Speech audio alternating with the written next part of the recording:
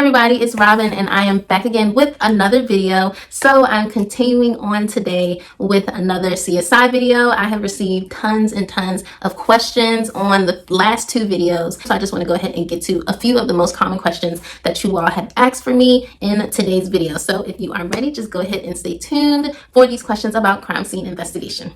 So the first question is, how long does it take to become a crime scene investigator? So for me, it took approximately, so I took my very first crime scene class when I was in the 10th grade. Then once I went to college, I was in college for 4 years. I got my bachelor's degree in forensic biology from Delaware State University. And then I was very lucky to begin my career pretty much as soon as I graduated. 7 months after I graduated college is when I began my career in forensics, well, in crime scene investigation. So it really just depends on the person. Everybody is not going to have the same journey that I had. It may take you a few years. It may take you a few months. It really just depends on you, your experience, your how your interviews go.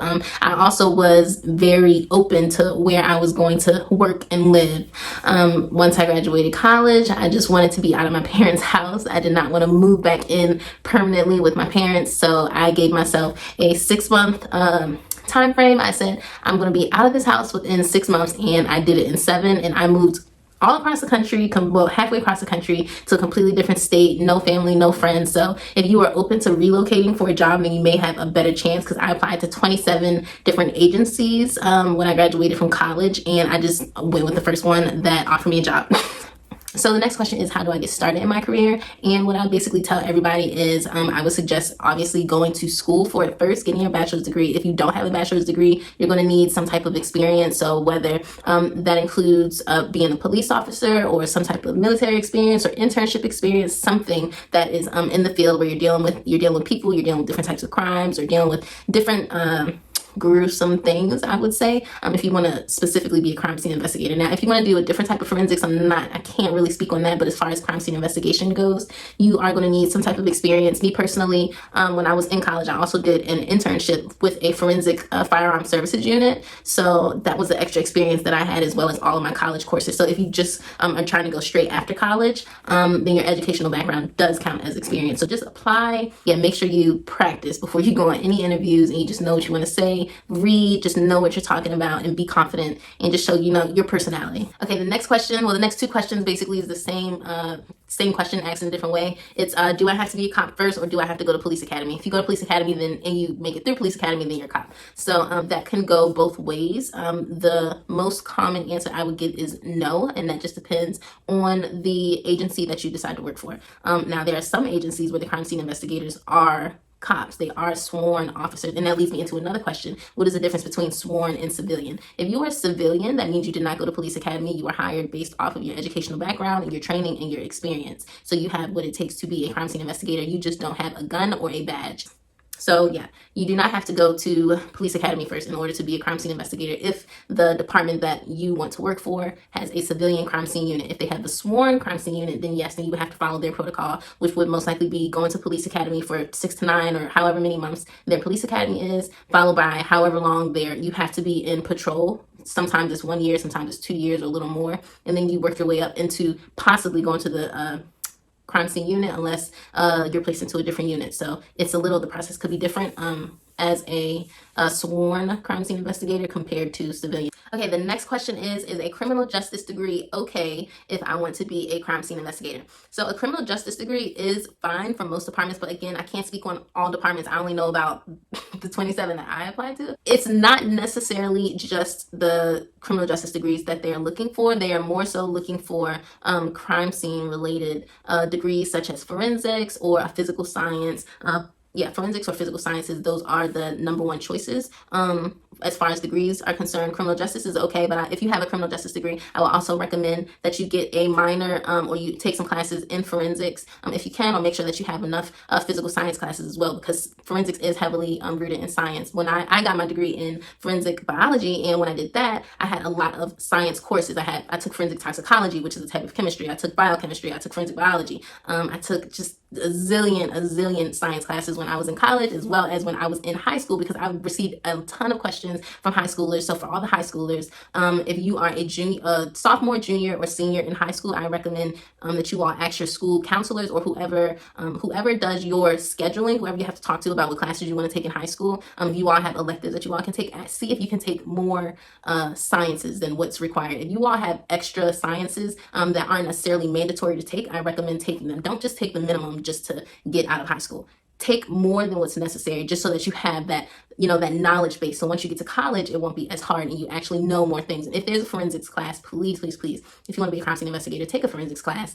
You can also take online classes and get certificates.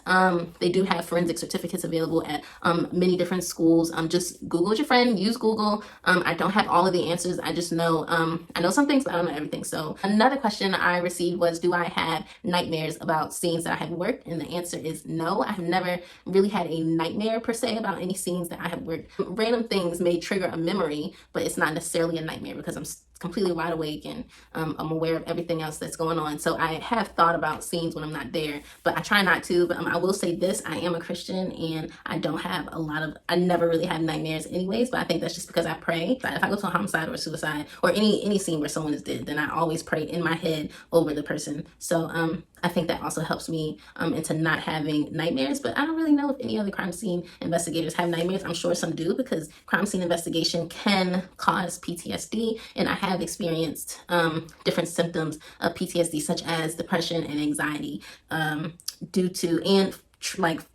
triggered memories, and as well as like suppressed emotions and different things that come with the nature of the job. But they are also considered symptoms of PTSD. I don't have PTSD though, but I have experienced different things that could make or that encompass someone who does have PTSD. So it is tough. I've said this in other videos that I've made. Being a crime scene investigator is tough.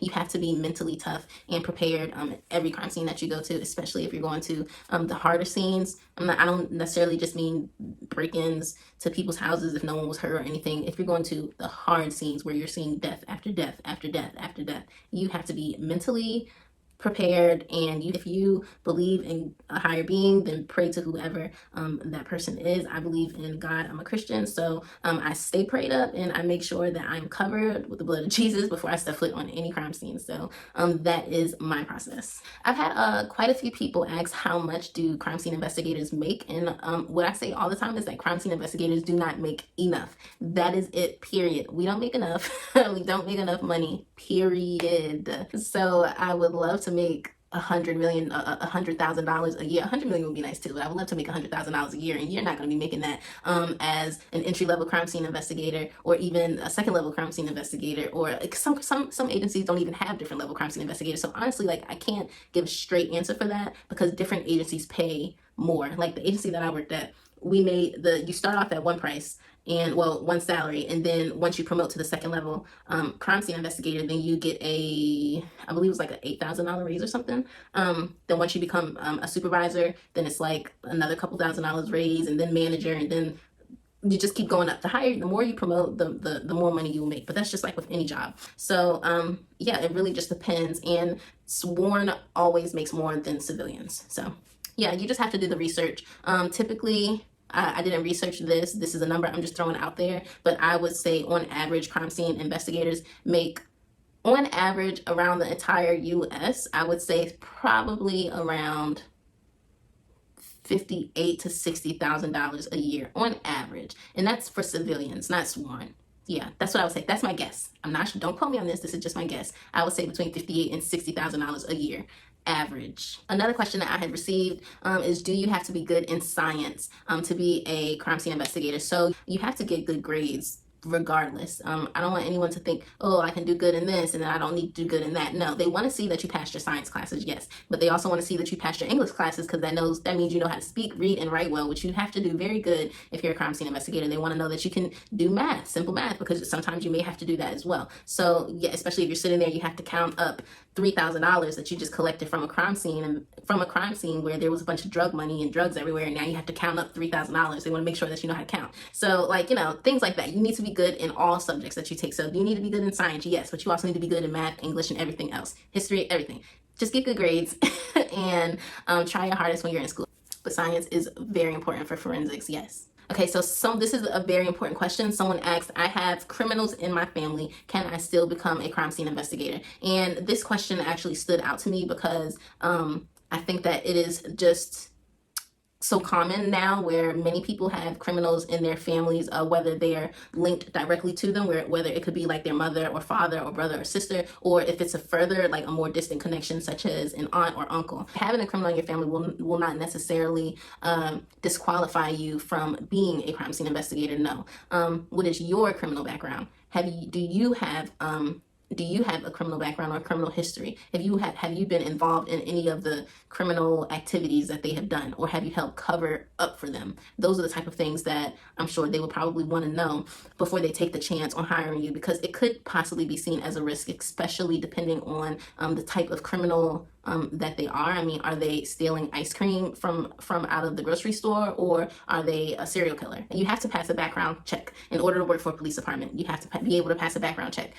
So if your background, you don't have to be 100% squeaky clean. It's okay if you everyone has done something, but you have to be able to be honest about it and to be on the straight and narrow now. And yeah, so as long as you aren't trying to hide anything, because if you try to hide something, then and they find out about it, that's when you're going to be disqualified. Don't lie, tell the truth, and see what happens. If they accept that because you told the truth, then you've shown them now that you have integrity and that they can trust you. If they can't trust you because you're going to lie about something that someone else did, then you don't need to be there. Okay, so the last question I'm going to answer today is, should I get a crime scene investigation certification or a forensics certification? So I honestly would say the more, the better. The more certificates that you have in crime scene investigation, it's more so less. I don't want anyone to think that the certificates are solely for you to get a job. No, those can also help you to be more reputable when you are testifying in court, because as a crime scene investigator, you also have to testify in court. So if you have more certificates under your belt, then that shows that you have completed more training and you have more, that counts as more educational experience and everything else for courtroom testimony, and it helps substantiate you as a expert witness. And that is definitely necessary when you are testifying as a crime scene investigator, because you could be testifying as an expert witness. So I would say both. Also, it depends on if you are trying to take it at a college, what does that college offer? If they only offer a forensic certification and not a crime scene investigation one, yes, definitely go ahead and get that forensic one. If they offer a crime scene investigation one and forensics, what's the harm in doing both? Unless your student advisor tells you otherwise, then I would recommend doing what they say. But in my personal experience, I would say having more is better. It's nothing wrong with having both.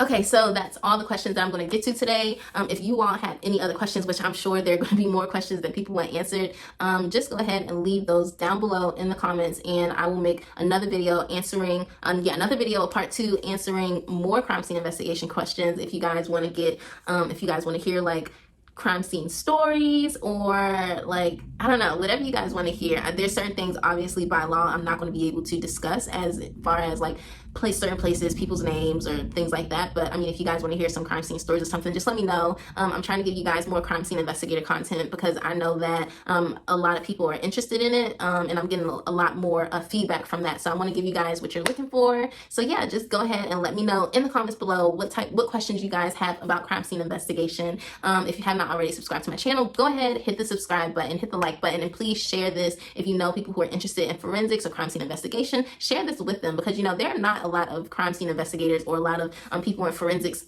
who are on YouTube and who are young, and also who are a minority.